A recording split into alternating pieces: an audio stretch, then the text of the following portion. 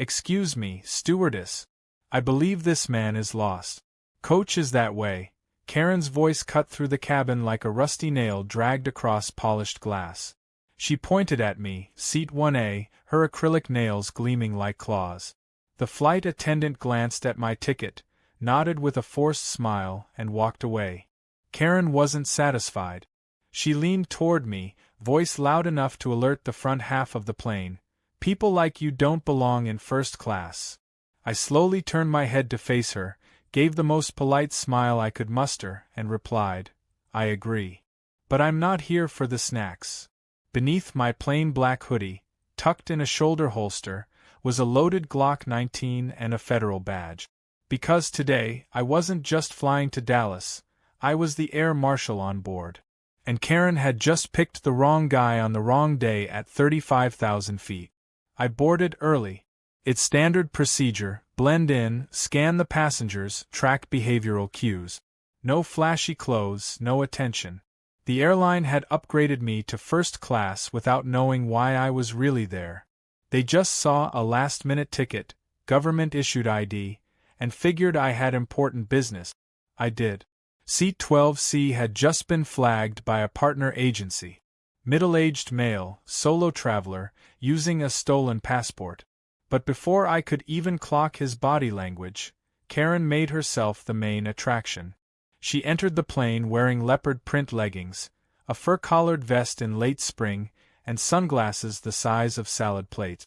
Dragging a suitcase far too large for overhead, she barked at the flight attendant, "Make room, I don't do checked bags." She swiveled her head until she saw me already seated.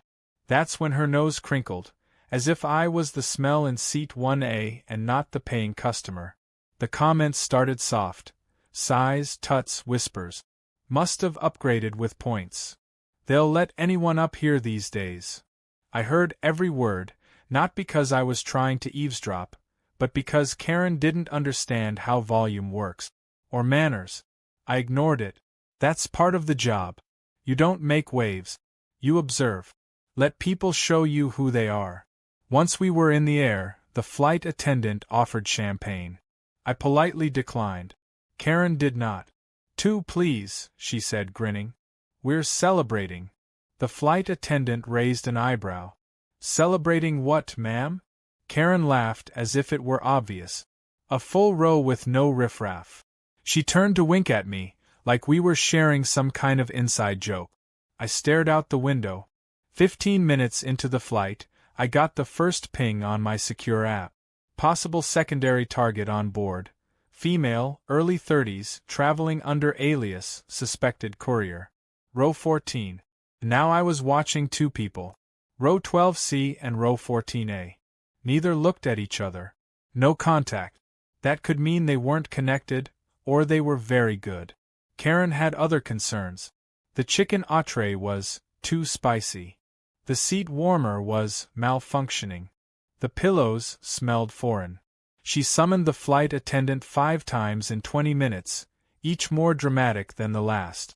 But when the attendant finally asked her to lower her voice for the comfort of other passengers, Karen hissed, "You'd never speak to him like that," gesturing toward me. "I've flown with this airline for 12 years.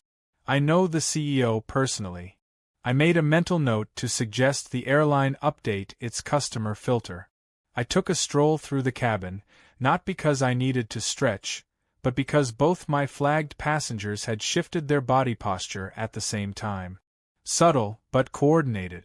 As I passed by Karen, she stuck out her leg slightly, causing me to bump it. "Watch where you're going," she snapped. "You people are always clumsy." She said it low, but not low enough. A woman across the aisle looked up sharply. Karen turned red. I kept walking. In coach, a young girl played a video game on silent. A man snored softly against the window. Nothing out of the ordinary. But when I passed 14A, I noticed something. The woman's bag, wedged beneath the seat, had an extra tag, one from an overseas customs checkpoint that didn't match her reported travel history. Bingo. I returned to my seat. Karen leaned over. "So what do you do, exactly?" she asked, lips curled like she'd tasted spoiled milk. "Let me guess. IT. I gave her a slow blink. Something like that. She laughed. Figures. You dress like a janitor. I kept my face blank, but I imagined a scenario where she said that in front of the training room at Quantico. The recruits would have torn her apart. But this wasn't a classroom. This was live. The captain's voice came through the intercom. Ladies and gentlemen, we're expecting mild turbulence. Please return to your seats. Karen clutched the armrests dramatically. Oh no, I get anxiety, she wailed. I need another drink. The flight attendant calmly declined, citing FAA regulations. That's when Karen stood up. You can't refuse me. I have medical needs. She whipped out a glittery pill case. I need vodka to activate these. The turbulence hadn't even started yet. While everyone was distracted by her one-woman panic play, Row 12C slipped something from his sock into his shirt pocket. Tiny. Could have been a capsule. Could have been a key. Could have been deadly. I activated the silent ping. Status yellow. Prepare to intercept. Karen stomped to the bathroom despite being told to remain seated. She pounded on the door when it was occupied. Some of us have needs, she screeched. A baby cried in response from the rear cabin. Karen rolled her eyes. Babies in coach should be banned. As she returned to her seat, muttering, she stopped in front of me and hissed, You're making everyone uncomfortable. People like you always do. The man across the aisle lowered his newspaper. The tension rippled like a snapped seatbelt. I looked her in the eye. You're right, I said quietly. I am making people uncomfortable. But not for the reasons you think. I leaned back, thumb tracing the edge of the badge beneath my jacket. Because if things went south in the next 30 minutes, Karen wasn't going to be the biggest problem on this plane. She was just the loudest. Karen demanded more champagne. The flight attendant, clearly worn thin, gave a patient smile that didn't reach her eyes and said, I'll check with the captain, ma'am. Karen rolled her eyes like she was doing the plane a favor by staying on board. I'll check with the CEO if you don't, she muttered under her breath, loud enough to be heard 3 rows back. I stayed still, quietly noting that her behavior was entering the disruptive zone, technically not illegal, but the kind of passenger that can become a liability during emergencies. Meanwhile, my real focus was split between rows 12 and 14. The man in 12C had now loosened his belt and slid a hand behind his seat cushion. The woman in 14A had pulled out a travel pillow and was faking sleep, but her breathing was off, too shallow, too rhythmic, like someone timing their breaths to stay still without actually relaxing. These weren't rookies. These were people who'd rehearsed. As the turbulence finally arrived, Karen let out a dramatic gasp, grasping the armrest of the man next to her, who, by the look on his face, regretted every life choice that led him to this flight. Don't worry, she told him, as if she were the one in charge. I'm a very important flyer. The guy just nodded and turned back to his book. A small bump rocked the plane again, and Karen snapped at the flight attendant returning down the aisle. Why didn't the pilot warn us again? I could have spilled my drink. There was no drink in her hand, but logic wasn't really Karen's strong suit. I used the moment to unbuckle and slowly walk toward the galley. To any other passenger, I was just a bored guy stretching his legs. But I needed to pass by row 12C and 14A without raising alarms. As I did, I caught a glimpse of the man's shirt. There was a faint bulge now where there hadn't been one before. Something was hidden beneath it. Not a phone. Too rigid. Not a passport. Too thick. He looked up for just a second, eyes catching mine. He looked away fast, but not fast enough. Guilty people always look away too late. Back in the galley, I quietly informed the head flight attendant. I need you to stay calm.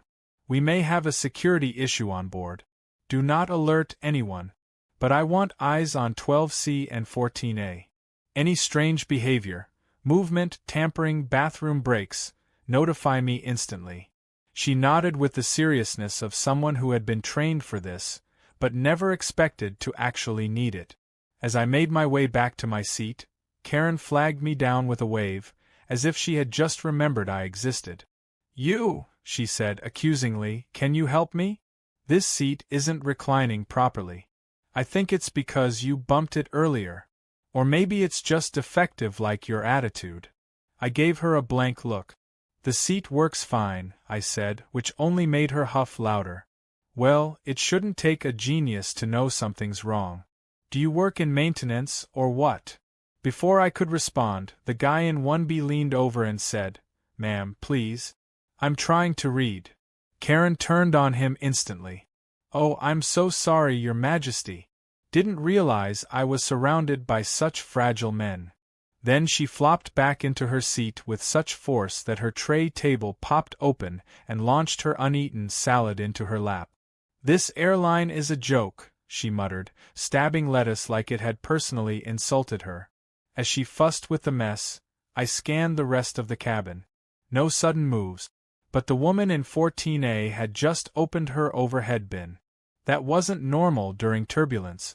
I rose and casually walked back. As I passed her, I glanced inside the bin.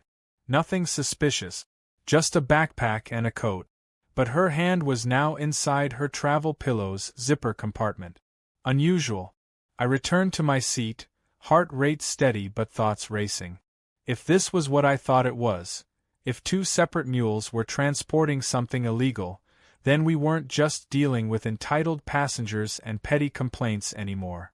This was an active smuggling operation, possibly connected to an international ring. Karen chose that moment to let out a theatrical sigh. Honestly, I don't feel safe with him here, she said loudly, pointing to me. He's been pacing the plane and eavesdropping. I think he's casing us or something. That word.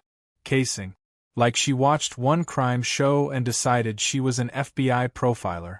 The flight attendant stepped in quickly. Ma'am, he's a passenger just like you. He hasn't violated any policies. Karen shook her head. Passengers don't act like that. He's sweating. You see that? He's nervous. Maybe he's hiding something. The irony of that statement nearly made me laugh out loud. If only she knew. Another ping came through my secure device. The suspect in 12C had a record. Suspicion of trafficking in Belgium, charges drop. Multiple aliases. No known violent history, but highly evasive. And now flying domestic under an ID that wasn't his. The woman in 14A had no criminal record, but was flagged in a recent customs sweep for suspicious travel patterns.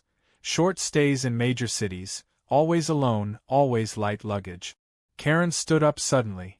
I demand to speak to the pilot. The flight attendant tried to block her.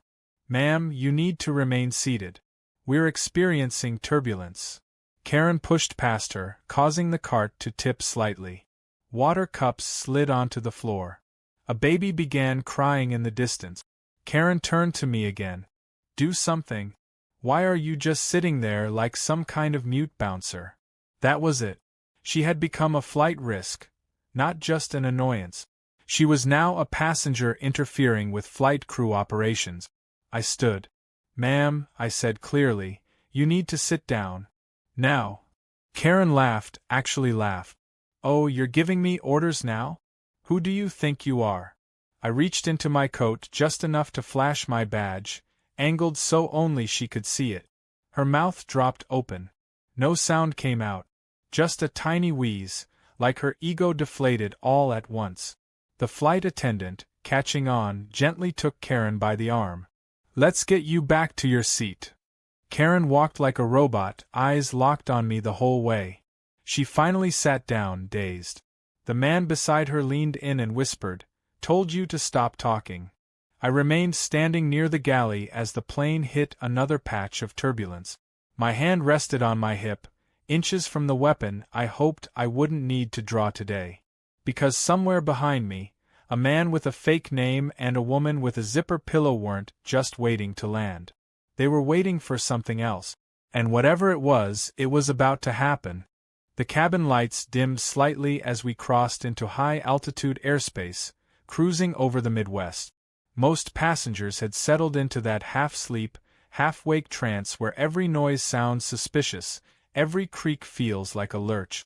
But my eyes stayed wide open. I had 2 suspects with shifting behavior, and a third wildcard who, while not criminal, was potentially just as dangerous in a different way. Karen had gone quiet since I flashed my badge, but her ego wasn't dead, it was just circling for another opportunity to flare. I knew her type. Entitlement never sleeps. It waits for an audience. Then came the shift. The man in 12C reached under his shirt and adjusted something. The bulge had changed position, slightly lower now. I'd seen drug mules do this, shifting body packs to avoid detection during random pat-downs. If he was smuggling, the fact that he'd risk readjusting mid-flight meant whatever he was carrying wasn't just valuable, it was irreplaceable. Possibly volatile.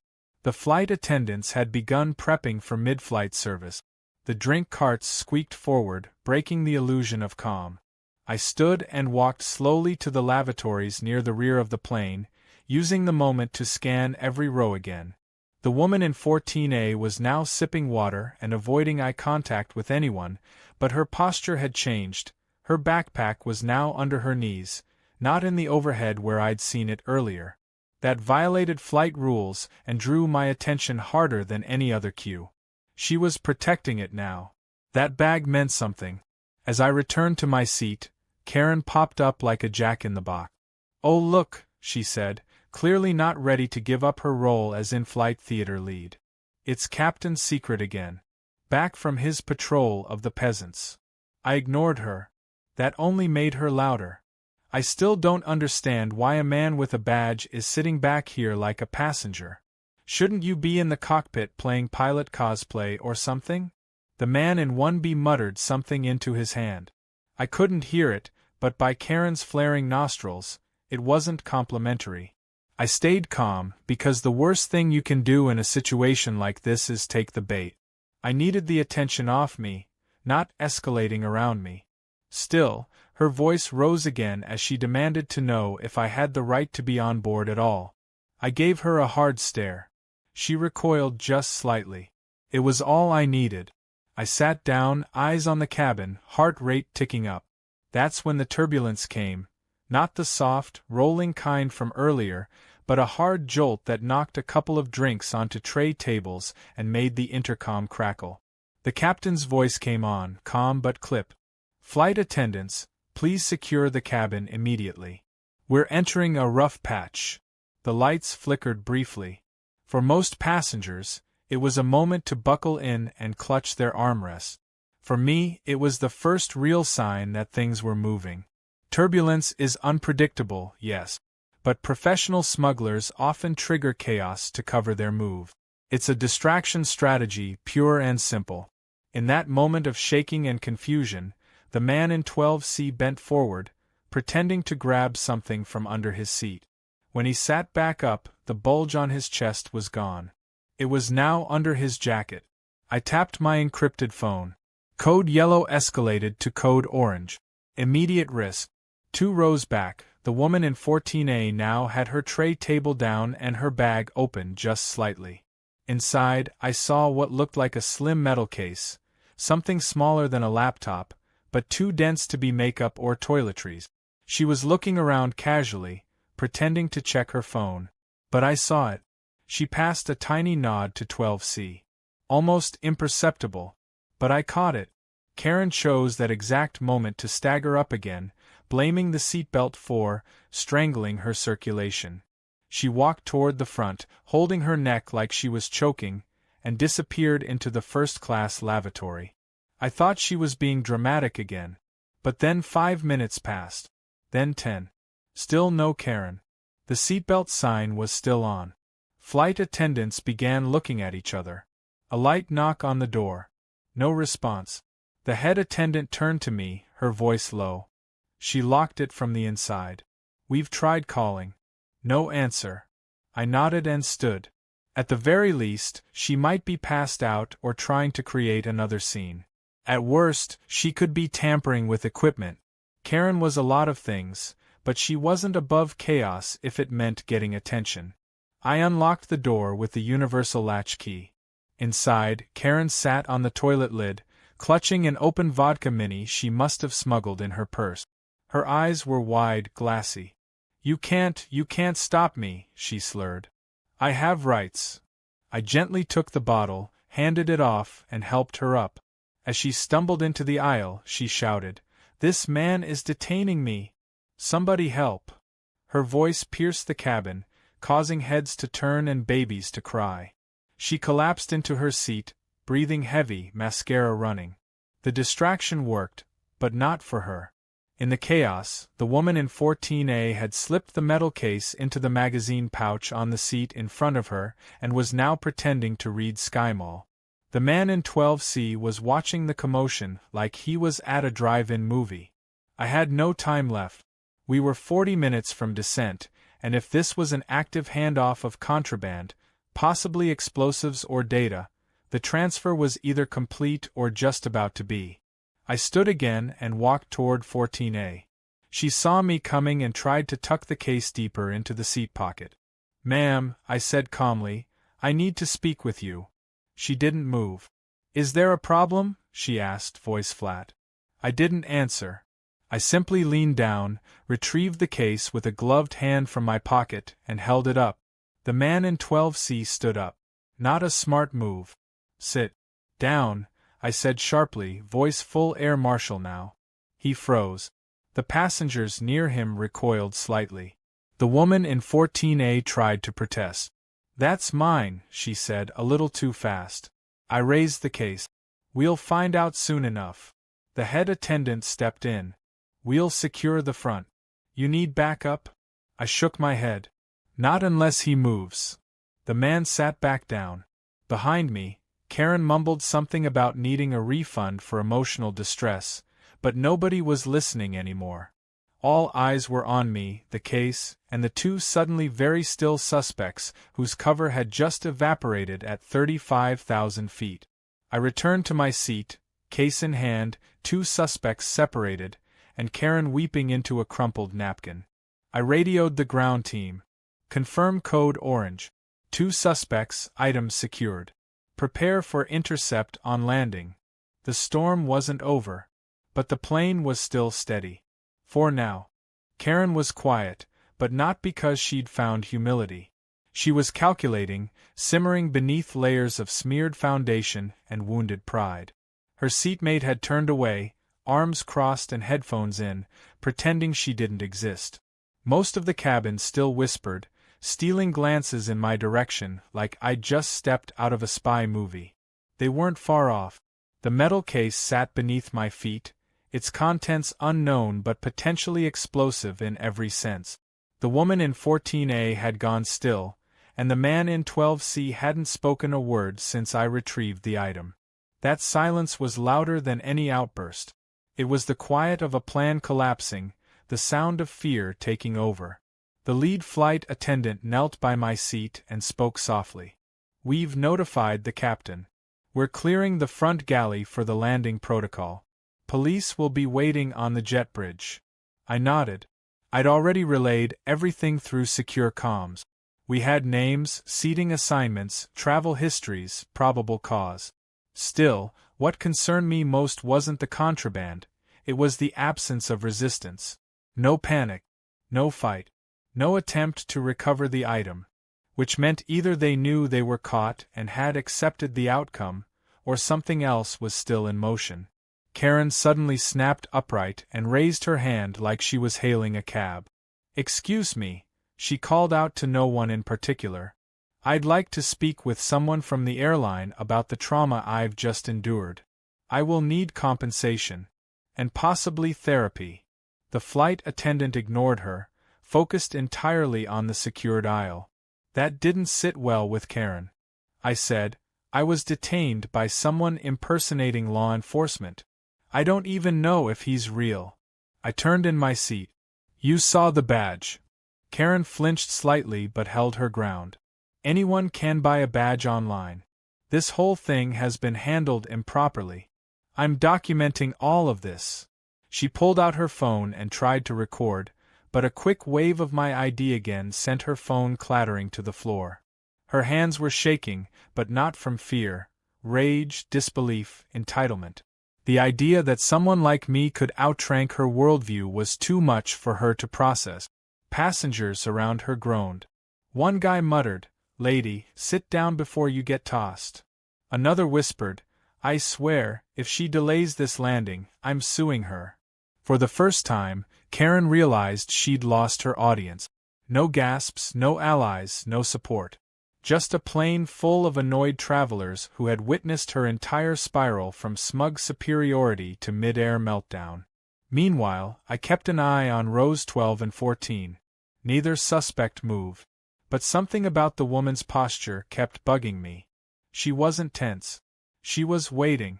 Like a person who'd placed a bet and was watching the dice roll. That's when it hit me. The case wasn't the primary handoff. It was a decoy. A test. Something low stakes enough to be sacrificed if needed.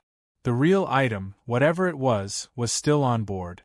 I moved quickly and quietly, walking past the suspects' row without pausing, scanning each seat for signs of luggage or swapped items. And there it was. A rolled scarf tucked between 13A and 13B, barely visible, wedged under a life vest compartment. I signaled the flight attendant with a subtle hand motion and reached down to retrieve it. Inside, wrapped in fabric and heat-sealed plastic, was a thumb drive. Not just any drive. Military-grade, double-layered encryption casing, heat-resistant. I didn't need to plug it in to know what this was. Karen, of course, took my movement as an opportunity to speak again. This is what I mean. He's just walking around, grabbing people's things. I don't feel safe. He's a menace. Her voice cracked, and for the first time, I realized she wasn't just attention-seeking anymore. She was unraveling. Her sense of power had crumbled, and with it, her control. She was spiraling into pure panic disguised as indignation. The captain's voice came over the speakers. "Ladies and gentlemen, we'll be making our final descent shortly. Please ensure your seats are upright and tray tables are stowed." That was the cue. The suspects were still, but I wasn't taking any chances. I walked to the rear galley and whispered to the flight crew. "Lock both lavatories. I don't want either suspect moving before we land. If they try, stall them. Say there's a maintenance issue." The crew nodded. One attendant offered a quiet, "Godspeed," that made me smirk despite the tension. As I passed Karen again, she stood, fully defying the landing order. "I will not sit until someone explains what's happening. This is a clear violation of passenger rights, and I demand a refund and an apology." She turned to me. "And you think you're better than everyone here just because you have a badge and a fake sense of authority. But you're just another thug with government cosplay." I stepped close to her, low enough that only she could hear me. "Ma'am, I strongly suggest you sit down before you add obstruction of justice to your list of bad decisions." Her lips quivered. She opened her mouth to reply, then paused. For one glorious second she sat. The rest of the descent was quiet, except for the occasional sniffle from Karen and the dry, hollow looks between the suspects. When the wheels touched down and the brakes engaged, the tension snapped like a rubber band.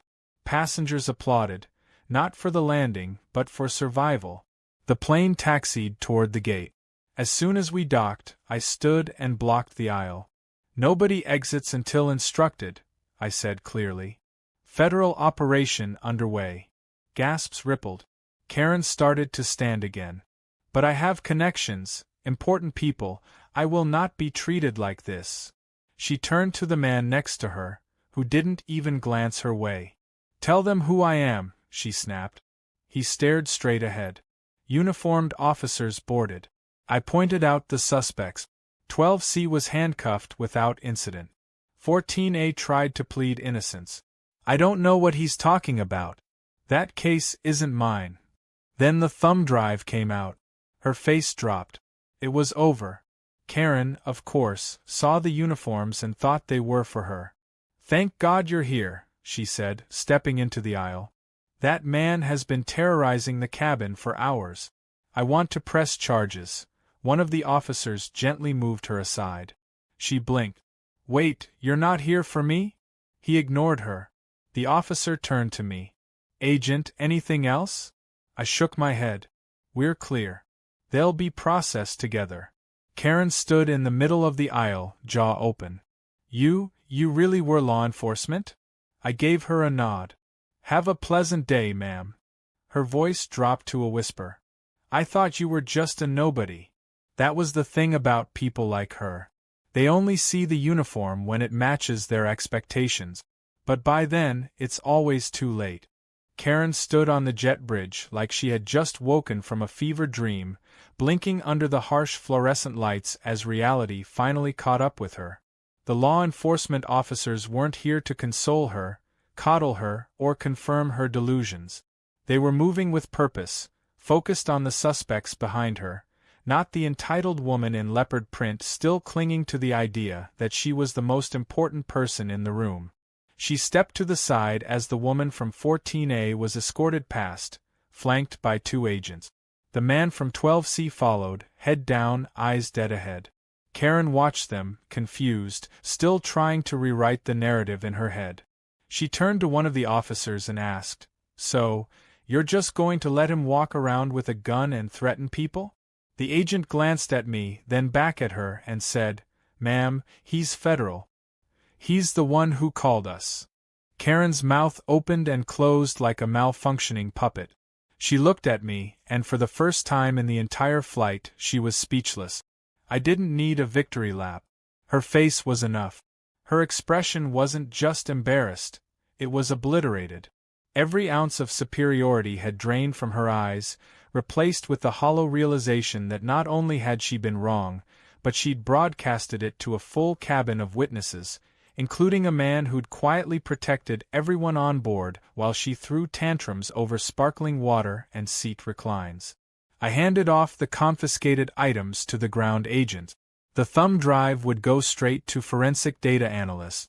The case would be X-rayed, scanned, and picked apart by customs enforcement. The suspects would be separated, interrogated, and tracked through every digital footprint they'd ever made. It was a win. Quiet, methodical, and clean. Just the way I liked it. The passengers began filing off the plane, most of them shooting me a grateful glance, a nod, a whispered thanks. A little girl with tangled pigtails waved at me with both hands. An elderly couple patted my shoulder as they passed. It wasn't a standing ovation, but it was genuine. And that meant more. Karen lingered, as if hoping someone would ask her to stay for an apology that would never come. She stood next to a security officer and began recounting her version of events. I was just trying to keep the peace, she said. That man was suspicious. He kept walking around like he owned the plane. And I've flown this airline dozens of times. I have status. I know what's normal. The officer didn't respond. He was looking past her, toward me. Karen noticed and followed his gaze. You know, she said, switching tactics, maybe I overreacted a little. But how was I supposed to know? He doesn't look like a federal agent. She laughed nervously. He looks like someone you'd call security on, not someone who provides it. I walked past her without stopping. She grabbed at the air like she wanted to say something more, but even her words had given up on her. Outside the gate, media vans were already pulling up. A leak from someone in the airport must have tipped them off. A major smuggling bust midair was headline gold. I bypassed them through a side corridor and met my supervisor in a secured room near baggage claim. She was already reading preliminary updates from the analysts. Thumb drive's encrypted, but we're 90% sure it's linked to that lab data leak in Frankfurt, she said without looking up. Nice work. I nodded and peeled off the jacket I'd worn for the entire flight. Any idea who they were working for? She shrugged. Could be private buyers, could be state actors. We'll know more once the files are cracked. But either way, you bagged 2 big ones today. I didn't care much about credit. I just wanted confirmation that the passengers were safe and the suspects were contained. Everything else was just noise. I grabbed a cup of coffee from a staff vending area and took a seat near the window overlooking the tarmac. The plane we'd just landed in was being refueled and cleaned. A new crew waited by the boarding gate, prepping for the next flight. Just another Tuesday in the sky. And then my phone buzzed. It was a notification from Reddit. Someone had uploaded a blurry cell phone video from the flight. The caption read, "Entitled Karen screams at a federal air marshal, regrets it instantly." The video was only a minute long, capturing the moment Karen demanded my removal, followed by the quick flash of my badge and the stunned silence that followed. The comments section was already on fire. Thousands of upvotes, hundreds of comments. The internet's appetite for poetic justice was bottomless. One comment read, "This dude handled it like John Wick with patience." Another said, "Karen met a real boss mid-flight. I bet she's Googling how to disappear right now." I chuckled softly. The internet didn't always get it right, but this time they nailed the tone. I put the phone away and sipped the coffee. The bitter heat grounded me more than any briefing or debriefing ever could. I'd done my job. Quietly, efficiently, without spectacle. Well, not counting Karen's contribution. I got up to leave, heading toward the garage where a plain black SUV waited to take me to the field office. As I passed through the terminal, I caught sight of Karen again. She was seated in the customer relations area, loudly arguing with an airline representative. "You don't understand," she said, her voice still shrill, still desperate. "I have a right to know who he is. What if he was lying? What if this was some kind of setup?" The rep gave her a tired look and said, "Ma'am, multiple federal agents confirmed his identity. There's nothing more to discuss." Karen sat back defeated. Alone. Not arrested. Not fined. Just irrelevant. That was her punishment. No viral video of her being hauled off in handcuffs. No satisfying courtroom scene. Just public humiliation, digital infamy, and the cold sting of knowing that no one, not even the airline she claimed to know so well, was going to take her side. As I stepped into the SUV and the door shut behind me, I finally let myself smile. Not because I liked taking people down, but because I knew Karen would never forget that flight. Every time she stepped onto a plane from now on, she'd think twice before running her mouth. She'd check every plain-clothed passenger and wonder, could that be another marshal? Another agent? Someone else ready to remind her that status doesn't equal superiority? And me? I'd be on another flight next week. New plane. New passengers. Same seat. Quiet, calm, prepared. Always watching.